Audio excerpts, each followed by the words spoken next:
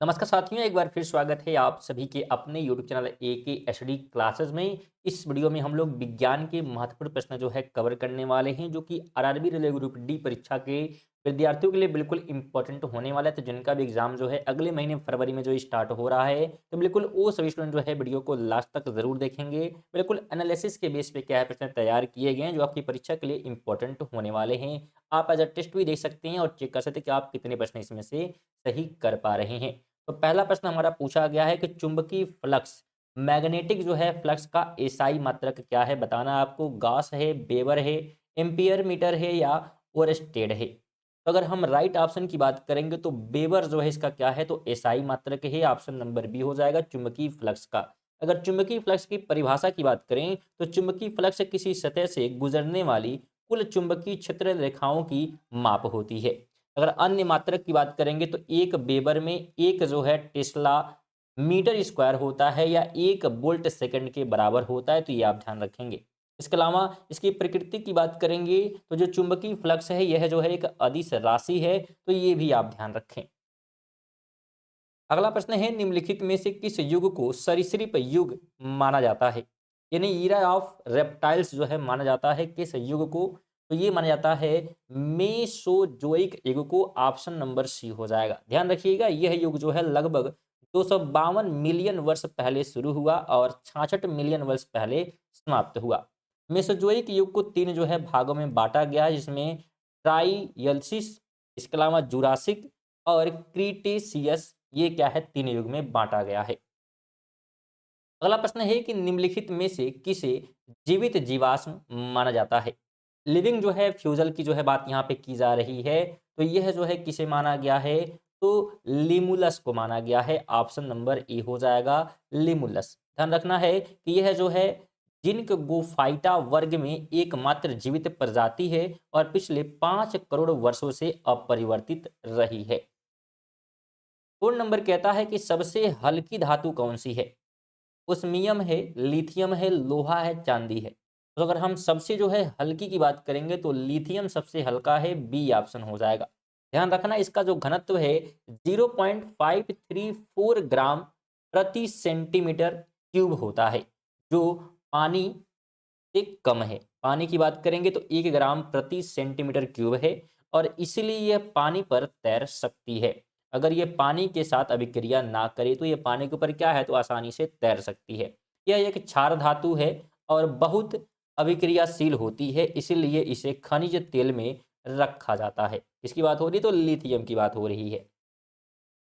5 number है कि सबसे अधिक संख्या में यौगिक बनाने वाले आदर्श गैस कौन सी है। सबसे आदर्श गैस की बात करेंगे हीलियम, नियॉन, जीनोन और आर्गन। तो अगर राइट की बात करेंगे तो जीनोन इसका राइट हो जाएगा, सी ऑप्शन राइट हो जाएगा।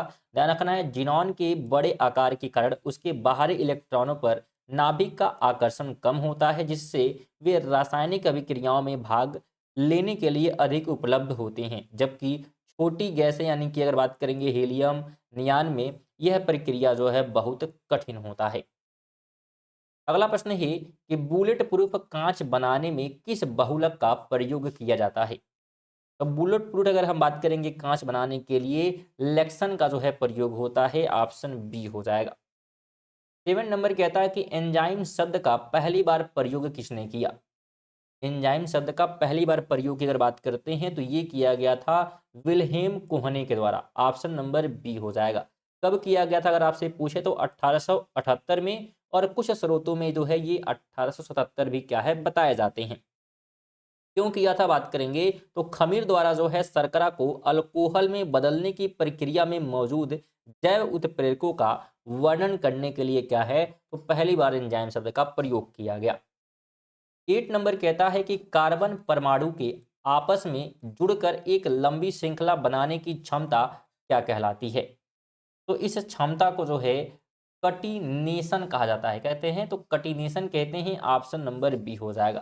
ध्यान रखना है यह वह गुण है जिसके कारण एक ही तत्व के परमाणु आपस में जुड़कर श्रृंखला बनाते हैं। कार्बन में यह गुण सबसे अधिक पाया जाता है। इससे यह लंबी सीधी श्रृंखलाएं और साथ में जो है शाखित श्रृंखलाएं और वलय बना सकती हैं। वलय जैसी श्रृंखलाएं क्या है बना सकती हैं, तो ये आप ध्यान रखेंगे। 9 नंबर कहता है कि प्रथम विश्व युद्ध के दौरान किस गैस का उपयोग रासायनिक हथियार के रूप में किया गया था? मीथेन है, ऑक्सीजन है, मस्टर्ड गैस है और हीलियम है। तो इसमें से अगर प्रथम विश्व युद्ध की अगर हम बात करेंगे तो इसमें जो है मस्टर्ड गैस का जो है प्रयोग किया गया था हथियार के रूप में। ध्यान रखना यह सबसे खतरनाक गैसों में से एक थी, क्योंकि यह त्वचा, आंखों और श्वसन तंत्र पर गंभीर जो है फफोले पैदा करती थी। 3 नंबर कहता है कि नींबू परिवार के फलों में किस विटामिन की प्रचुर मात्रा होती है? तो अगर नींबू परिवार की बात करेंगे तो इसमें जो है विटामिन सी मिल जाता है, जितने भी फल क्या होते हैं तो खट्टे होते हैं। 11 की बात करेंगे तो अम्लीय वर्षा यानी कि एसिड रेन तब मानी जाती है जब वर्षा के जल का पीएच मान कितने से कम हो। यानी पीएच मान कितने से कम हो तो उसे हम अम्लीय वर्षा जो है मान सकते हैं। तो अगर कम है 5.6 से तो उसे हम अम्लीय वर्षा कहेंगे।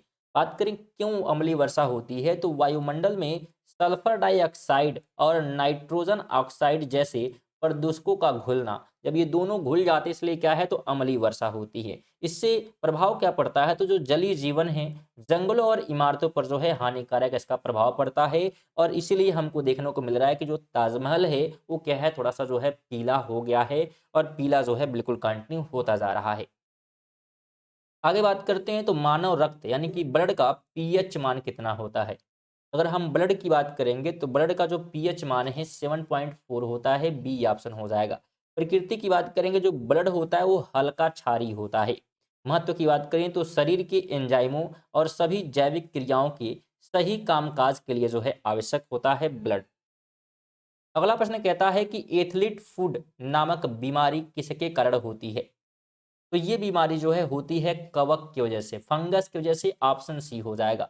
फैलने का तरीका बताएं तो यहाँ पे संक्रमित त्वचा को जो है छूने, दूषित सतहों जैसे कि तौलियों, फर्श, जूते या वस्तुओं के संपर्क से क्या है ये बीमारी फैलती है।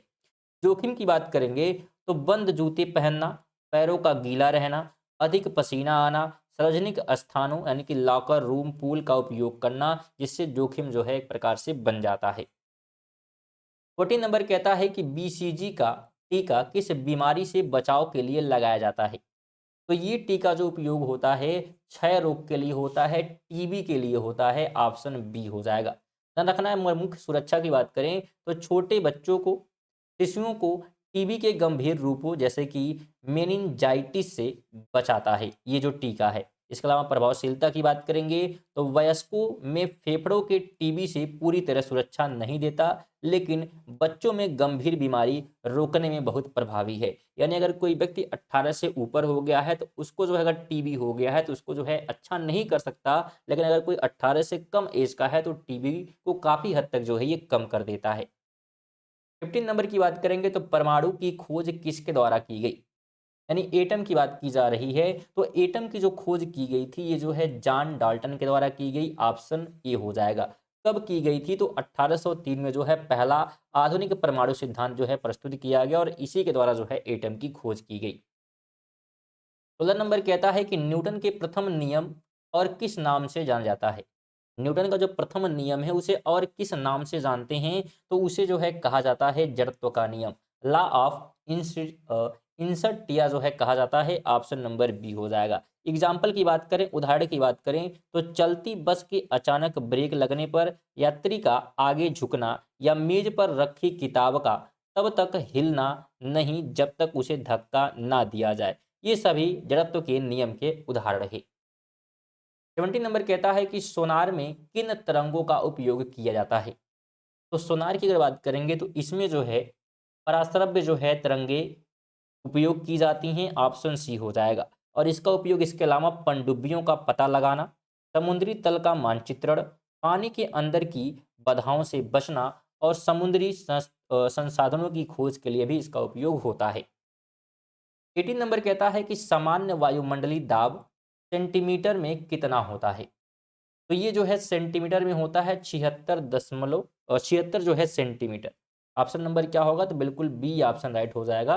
ध्यान रखना है, कारण की बात करेंगे तो यह जो है दबाव पृथ्वी की सतह पर हवा के स्तंभ की वजन के कारण लगता है, जो गुरुत्वाकर्षण के कारण होता है। 19 नंबर कहता है कि हाइड्रोजन बम किस सिद्धांत पर आधारित होता है? तो हाइड्रोजन जो बम है ये नाभिकीय जो है संलयन न्यूक्लियर जो है फ्यूजन पर क्या करता है तो काम करता है, ऑप्शन बी हो जाएगा। इसमें जो है हाइड्रोजन के हल्के आइसोटोप अत्यधिक उच्च तापमान पर जुड़कर हीलियम का भारी नाभिक बनाते हैं, जिससे भारी मात्रा में ऊर्जा मुक्त होती है। संलयन प्रक्रिया जो है शुरू करने के लिए करोड़ों डिग्री सेल्सियस तापमान की आवश्यकता पड़ती है, तब जाकर ये क्रिया स्टार्ट होती है। 20 नंबर कहता है कि मार्स गैस का मुख्य घटक क्या है। तो इसका जो मुख्य घटक है मीथेन है, ऑप्शन सी हो जाएगा। अगर अन्य घटकों की बात करेंगे तो कार्बन डाइऑक्साइड, हाइड्रोजन सल्फाइड, ये भी क्या है, इसमें कुछ अल्प मात्रा में मार्स गैस मिल जाते हैं। स्रोत की बात करेंगे तो दलदलीय भूमि, आर्द्र भूमि में जैविक पदार्थों में सड़ने से बनती है ये। अन्य नाम की बात करें तो इससे जो है, इसे दलदलीय या दलदल गैस या बायोगैस भी कहा जाता है, मार्स गैस की अगर हम बात करें तो। नहीं थे हमारे जो है 20 साइंस के इंपॉर्टेंट प्रश्न जो कि रेलवे ग्रुप डी परीक्षा के लिए इंपॉर्टेंट थे। तो वीडियो आपको कैसी लगी बिल्कुल कमेंट बॉक्स में बताएं। कोई सुझाव है बिल्कुल आप दे सकते हैं, और वीडियो पसंद आए होगी तो वीडियो को लाइक कर दीजिएगा, शेयर भी कर सकते हैं अपने दोस्तों के साथ। और नए होंगे तो बिल्कुल रेगुलर बेसिस पे जो है आपके प्रैक्टिस सेट जो है कराया जा रहे हैं ग्रुप डी के। एक बार जो है साइंस के प्रश्न, फिर करंट अफेयर के, तो बिल्कुल आप चैनल से जुड़ सकते हैं, चैनल को सब्सक्राइब कर सकते हैं, जिससे आपकी तैयारी जो है बेहतरीन तरीके से हो पाएगी। आपके अगले महीने एग्जाम बिल्कुल शुरू होने वाले, तब तक आपके बहुत सारे रिविजन जो है क्वेश्चन के हो जाने वाले हैं। चलिए इसी के साथ जो है मिलते हैं अगली वीडियो में, तब तक के लिए जय हिंद, वंदे मातरम।